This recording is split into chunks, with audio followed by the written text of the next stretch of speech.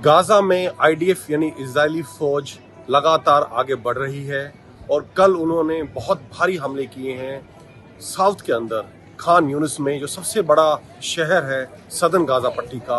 वहां उन्होंने बहुत भारी हमले किए हैं जिसमें काफ़ी लोगों के हताहत होने की खबर आई है।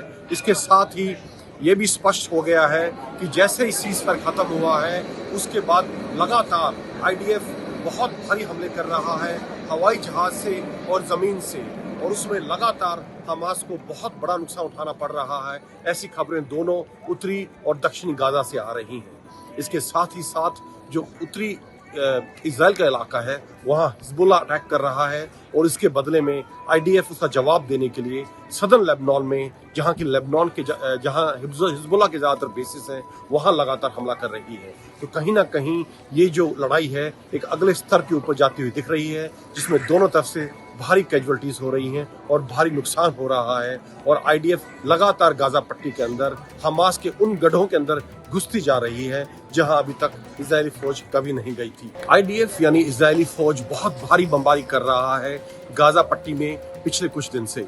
जब से सीज़फायर खत्म हुई है 3 दिन पहले, तब से लगातार इजराइल जो गाजा पट्टी के अंदर हमास के टारगेट्स हैं उनको लगातार डिस्ट्रॉय करता जा रहा है और बहुत भारी बमबारी कर रहा है।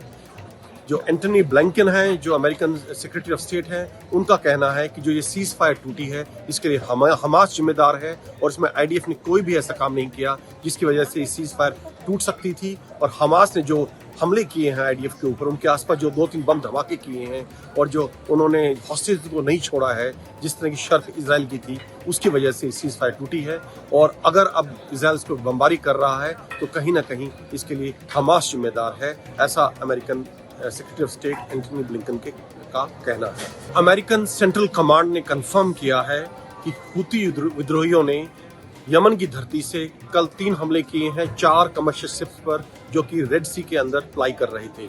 और उनका ये कहना है कि जो ये हमले हैं ये हर प्रकार से international law, international maritime laws का उल्लंघन है और ये बर्दाश्त नहीं किया जाएगा, क्योंकि ये इंटरनेशनल कमर्शियल जो ऑपरेशंस है उनके ऊपर और बाकी जो इंटरनेशनल ट्रेड है जो सी के थ्रू होता है उसके ऊपर असर डालता है। और उनका ये भी कहना है कि इन शिप्स में इंटरनेशनल क्रूज काम करते हैं। और मैं ये बता दूं यहाँ पर कि ज़्यादातर international cruise, around 60% international cruise में इंडियंस काम करते हैं। और उनका कहना है कि इसमें इंटरनेशनल क्रू काम करते हैं और ये हमले उनकी जान माल के लिए भी खतरनाक साबित हो सकते हैं। और अगर ये हमले नहीं रुके तो अमेरिका अपने एलाइज के साथ मिलकर ये फैसला करेगा कि क्या कार्रवाई करनी है, हूथी के खिलाफ, यमन के खिलाफ या ईरान के खिलाफ।